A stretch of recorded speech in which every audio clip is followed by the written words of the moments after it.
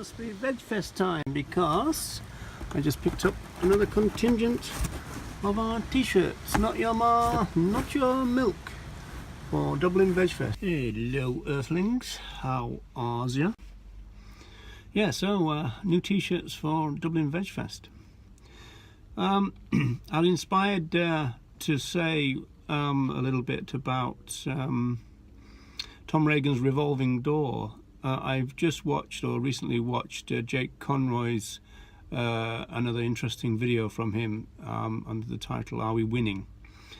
and effectively asking how many vegans are in North America, and saying that a lot of vegans are sharing things that celebrate the idea that the amount of vegans could be up to 6% of the North American population, whereas he was arguing that the more reliable data comes from Gallup, and they're saying that we're still stuck on something like 2%.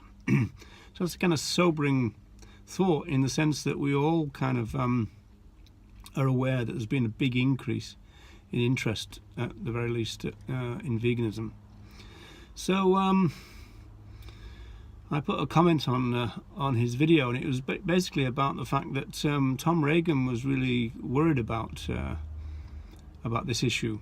Now, for people who don't know, Tom Regan was a philosopher, sadly died recently, and in 1983 he put together a very ground-breaking book in the movement called The Case for Animal Rights.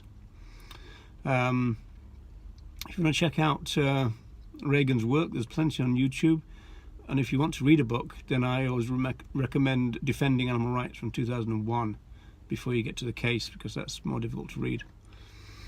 So Regan said that there was a revolving door going on in the movement, and somebody recently said, yes, it's kind of like a leaking bucket. And there is this problem. We kind of get one and then one goes, and so the numbers stay the same. So it almost looks as though we've got the recruitment bit okay. It's the retention that's the problem. Seems to me that there's an issue here. It's something that we need to think about.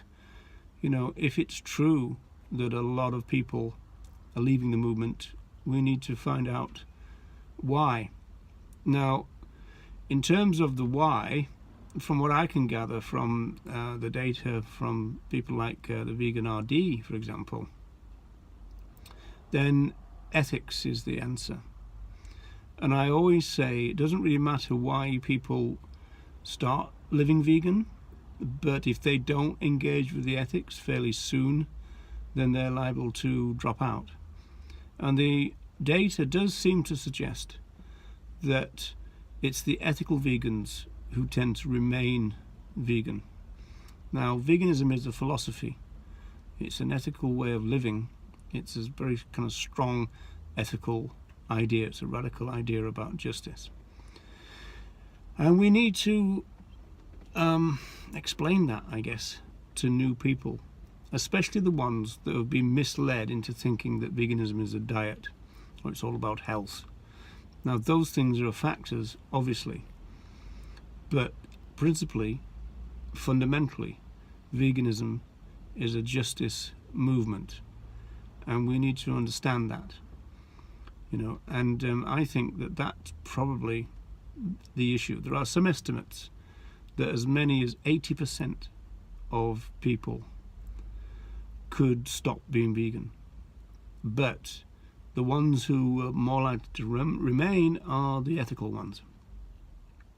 I made the point recently that there was 10,000 people at a recent London march organised by Surge, and I said, you know, the data suggests that, you know, more than 8,000 of those won't be vegan within a few years. But people did point out, and I think it was a valid point, that those people on the march are more likely to be ethical vegans than anyone else, any other type of vegan, if you like. And so that's probably an overestimation from my point of view, and so hopefully those people are going to stick around. But it is something we need to sort out.